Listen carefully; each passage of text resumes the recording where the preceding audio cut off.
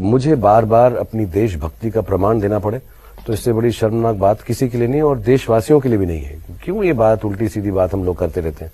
और social media पे आदमी को कहने का हक है, जो कहें। मैं सोशल मीडिया पे खुद हूं तो मैं ये कंप्लेन नहीं कर सकता, क्योंकि सोशल मीडिया का मतलब ही है कि आप जो मर्जी करें, फ्रीडम है। So they can say what they want to say. मुझे मालूम है दिल से, ये फिल्म बहुत मेहनत से बनी है। दुख है कि 2-4 लोग और मेरे साथ इस फिल्म में होते हैं, 100-150 हजार लोग होते हैं जिनको भी शायद इफेक्ट पड़े, लेकिन मुझे ये भी मालूम है कि हमारा देश जो है इन बातों से बहुत परे है, इन छोटी घटिया तकियानूसी और ओछी बातों से बहुत परे है, बहुत ओछा है।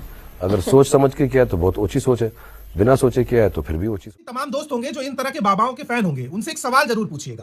ये शक्लें देख रहे हैं, इन चेहरों को याद रखिएगा। ये वो तमाम बाबा हैं जिनका घर धर्म के व्यापार से चलता है। और भारत में उत्तराखंड देवभूमि है जो हर धर्म की धुरी है। जब वहां की एक लड़की की हत्या हो जाती है सिर्फ एक वीआईपी को सर्विस ना देने की वजह से, तो इन तमाम बाबाओं में से किसी की जबान से एक शब्द भी नहीं निकल रहा है। इन सब के उत्तराखंड में अपने अपने बड़े बड़े आश्रम हैं, श्रद्धालुओं की भीड़ लगती है, चंदा आता है, चढ़ावा आता है, लेकिन इन्हें बांग्लादेश में रहने वाले हिंदुओं की परवाह है। लेकिन ये एक बेटी जो उत्तराखंड की बेटी है, देवभूमि की बेटी है, उसके लिए आज उत्तराखंड की तमाम महिलाएं, यहां तक भाजपा की पार्टी की महिलाएं भी सड़कों पर हैं। उसके साथ खड़े होने के लिए इन बाबाओं को डर लगता है। क्यों डर लगता है? क्योंकि अगर इन्होंने जरा सा भी बोला तो इनकी दुकानें जो चल रही हैं उनके शटर गिरा दिए जाएंगे। ये है सिलेक्टिव अप्रोच ऑफ रिलीजन और propaganda.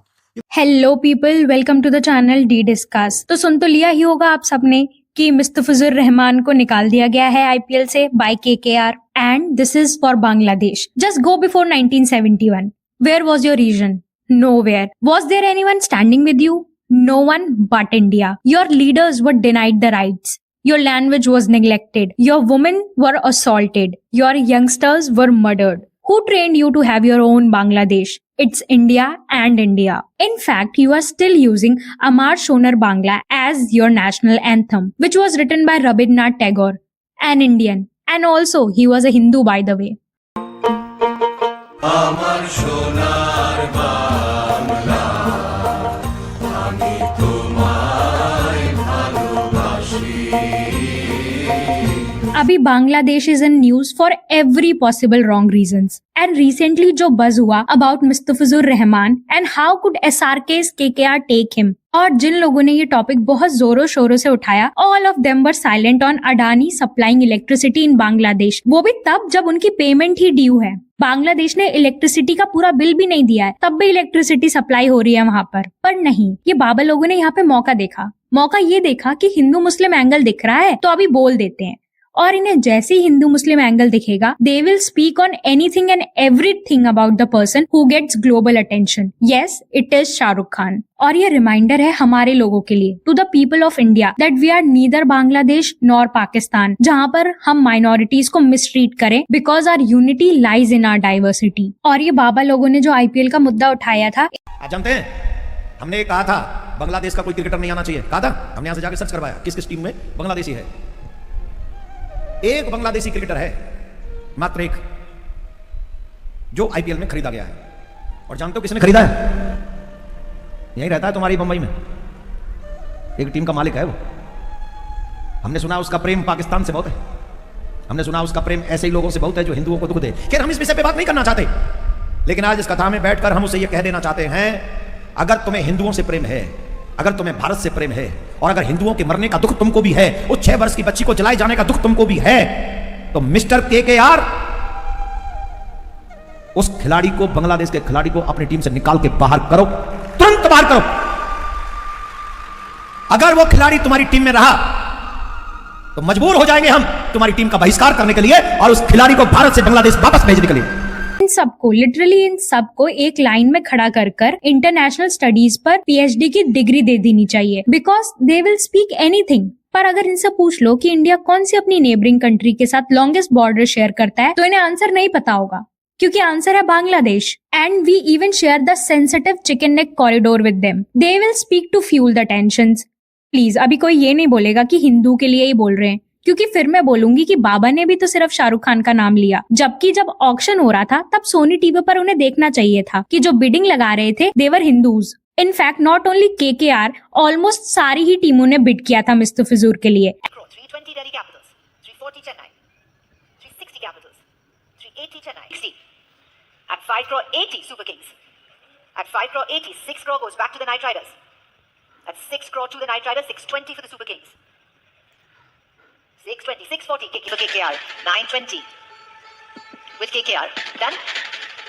Done. At 9 crore and 20 lakh, it's Kolkata's bid at 9 crore and 20. Ahead of CSK, ahead of everybody else. And at first place BCCI ने अलाउ ही क्यों किया? और ये बाबा लोग भूल गए शायद कि जूही चावला, जय मेहता भी ओनर है इस टीम के। पर नहीं, वहाँ पर इन्हें फेम नहीं मिलता ना, वहाँ पर कोई कंट्रोवर्सी क्रिएट नहीं होती और इन्हें वो नहीं मिलता चांस कि ये धर्म रक्षक बन जाए, तो इसलिए इन्होंने बोला नहीं उस बात पर।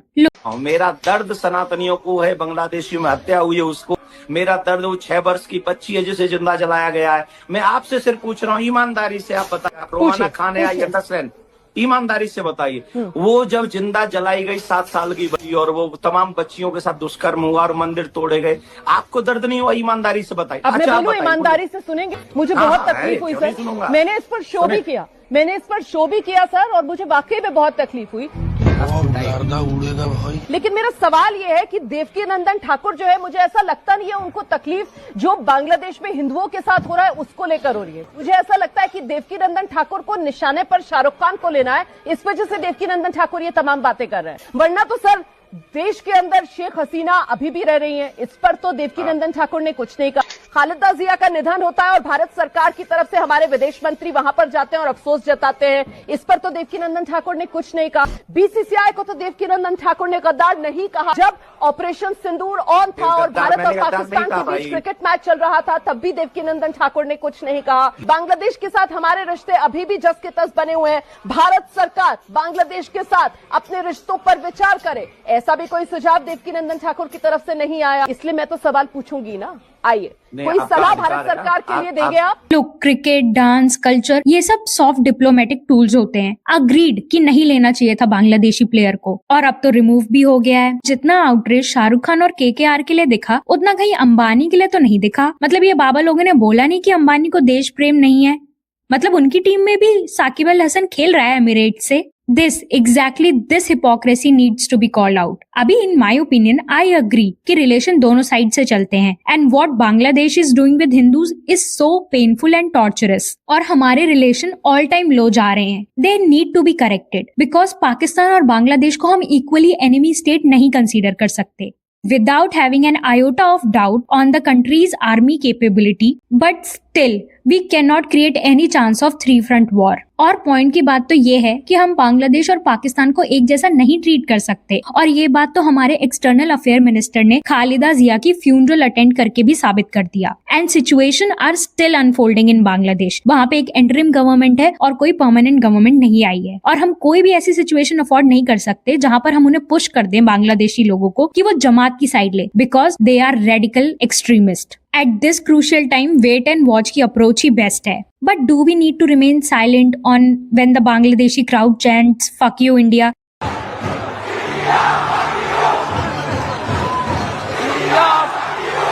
Really, India fucked Pakistan, that's why you are born. और things like कि हम IPL का ब्रॉडकास्ट नहीं करेंगे, तो मत करो। इससे पूरे के पूरे 71 रुपीज का लॉस होगा इंडियन क्रिकेट बोर्ड को। And not to boss about anything, but as Akash Chopra said, आपकी टेस्ट क्रिकेट हमारी देन है। Bangladesh it's an important one. Test status उनको क्यों मिला था मालूम है? क्योंकि सन 2000 में जगमोहन डालमिया साहब, जो कि पहले बीसीसीआई के चीफ थे, उस समय आईसीसी के चीफ थे, champion their cause. Unanimous vote करवाया था, सबको एक तरफ लेकर गए थे कि इनको हमें दिलवानी है टेस्ट स्टेटस। दिलवाया था, कोई नहीं खेल रहा था उस समय उनके साथ। पहला टेस्ट मैच भी हम ही खेले थे। इंग्लैंड के साथ स्केड्यूल तो उन्होंने मना कर दिया था, उनको उनके लिए जगह वो कॉन्फ्लिक्ट आ रहा था स्केड्यूल में। उन्होंने हम खेल लेते हैं, हम सिंगल टेस्ट खेलते हैं, आपका टेस्ट स्टेटस पक्का, चलिए let's stay as a group.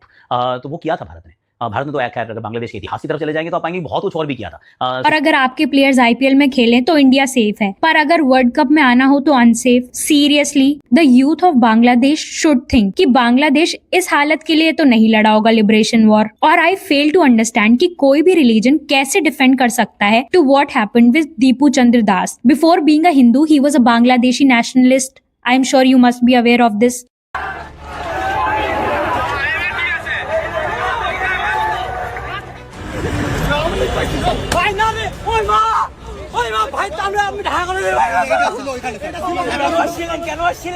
আমি মার্কেটে আসছি, আমি তো আন্দোলন ভাই ঢাকা করে